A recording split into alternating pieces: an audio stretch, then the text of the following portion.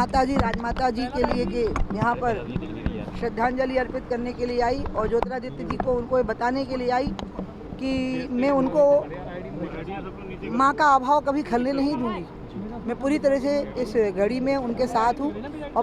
मध्य प्रदेश की पूर्व मुख्यमंत्री और बीजेपी की फायर ब्रांड नेता उमा भारती आज ग्वालियर पहुंची। उन्होंने केंद्रीय मंत्री ज्योतिरादित्य सिंधिया के महल जय विलास पैलेस में पहुंचकर केंद्रीय मंत्री ज्योतिरादित्य सिंधिया की मां के निधन पर अपने श्रद्धा सुमन अर्पित करते हुए शोक व्यक्त किया।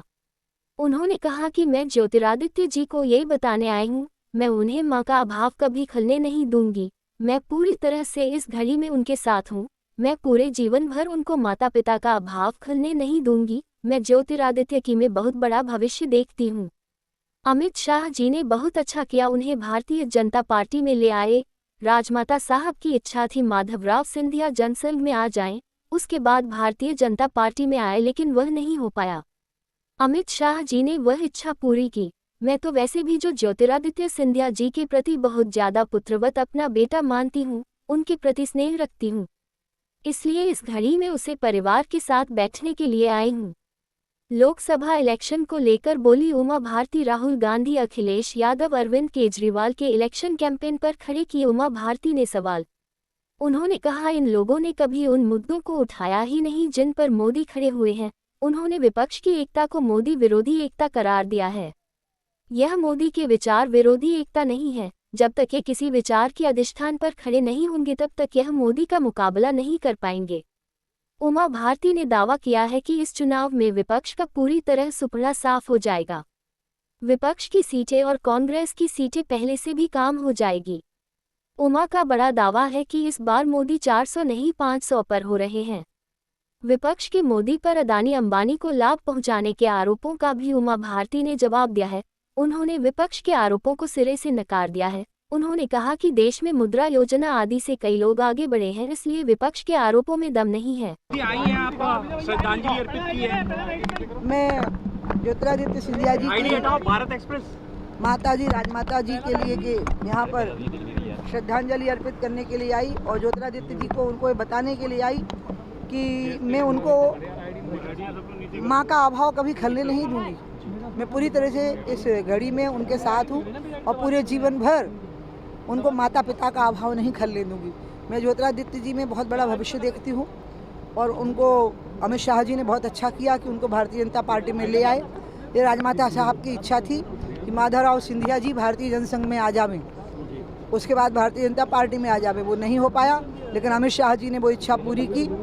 और मैं तो वैसे भी ज्योतिरादित्य जी के प्रति बहुत ज़्यादा पुत्रवत अपना बेटा मानती हूँ, उनके प्रति स्नेह रखती हूँ, इसलिए इस घड़ी में मैं उस परिवार के साथ बैठने के लिए आई। दीदी, एक और बात है कि इलेक्शन का लास्ट चरण रह गया है, क्या लग रहा है अभी सिनेरियो आपको? क्योंकि राहुल गांधी, अखिलेश यादव, ये प्रियंका गांधी, अरविंद केजरीवाल भी मोर्चा खोले हुए हैं, लगातार दावे कर रहे हैं। इन्होंने उन मुद्दों को उठाया ही नहीं है जिन पर मोदी खड़े हैं। ये मोदी विरोधी एकता है, ये मोदी की विचार विरोधी एकता नहीं है। जब तक कि किसी विचार के अधिष्ठान पर खड़े नहीं होंगे तब तक ये मोदी का मुकाबला नहीं कर पाएंगे। और इसलिए मुझे तो लगता है कि इस चुनाव में विपक्ष का सुपड़ा पूरी तरह से साफ हो जाएगा और विपक्ष की सीटें और कांग्रेस की सीटें पहले से भी कम हो जाएंगी और मोदी 400 पार नहीं 500 पार होंगे। राहुल गांधी का कहना है कि 22 जो परिवार है अडानी अंबानी से, केवल उन्हीं को लाभ पहुँचाया है मोदी। उनके कहने से कुछ नहीं होता। इस देश में छोटे से लेकर बड़े तक कितने लोगों ने तरक्की की है, तो निश्चित रूप से उस तरक्की में भारत में जो व्यावसायिक प्रगति हुई है उसका योगदान है। कितने स्टार्टअप खड़े हुए हैं, मुद्रा योजना से कितने लोगों ने लाभ उठाया है, कितने लोगों ने लाभ उठाए हैं और वो आगे बढ़े हैं। ऐसा कोई व्यक्ति को फेवर किया गया ऐसा नहीं है। मध्य प्रदेश के सीधी में बड़ी घटना हुई है।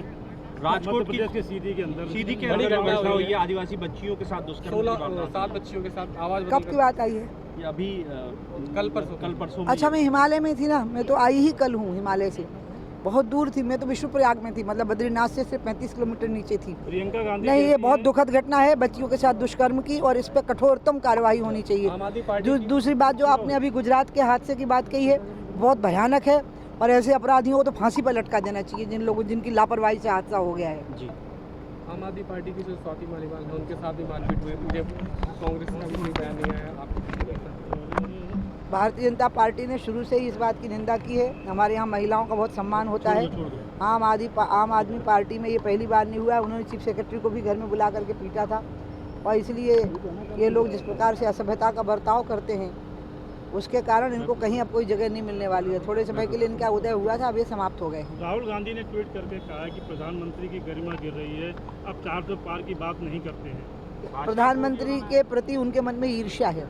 ईर्ष्या और द्वेष के आधार पर आप कोई भी राजनीतिक समूह का गठन करोगे वो नष्ट हो जाएगा, भस्मीभूत हो जाता है। इंडिया गठबंधन तो ये भी कह रहा है कि इस बार प्रधानमंत्री मोदी नहीं बनेंगे। उनके कहने से क्या हो जाता है? आप देश की जनता से तो पूछिए। मैं जब हिमालय में गई हूँ तो पूरे देश के लोग रास्तों में मुझे मिले हैं, और सबके मन में मोदी के अलावा कुछ है ही नहीं। मुझे तो लग रहा है कि एक बड़ा रिकॉर्ड बनने वाला है विश्व का, कि इतना प्रचंड बहुमत भी किसी एक नेता को मिल सकता है। ये हिमालय में जो विभिन्न राज्यों के यात्री मुझे मिले और उन्होंने मेरे साथ सेल्फी ली, फोटो खिंचवाए, और उन्होंने मेरे को कहा कि हम मोदी के अलावा किसी के बारे में सोच भी नहीं सकते। वो मैंने बोल दिया। उसके एक और बाद आखिरी सवाल है, पीएम कैंडिडेट को लेकर जो इंडी गठबंधन है उसमें कोई फेस नहीं है, और उन्होंने जब खड़गे साहब से ये सवाल पूछा गया तो उन्होंने कहा ये तो ऐसा सवाल है जैसे कौन बनेगा करोड़पति जैसा। भैया उनके यहाँ पर तो कुछ भी नहीं है। वो तो मोदी को गाली देना ही उनका भाषण का पूरा सा। जब से भारत आज़ाद हुआ है तब से जितनी गालियाँ मोदी को दी गई हैं ना, उतनी कभी किसी को नहीं दी गई। और गालियाँ देना किसी राजनीतिक समूह के गठन का कारण नहीं हो सकता।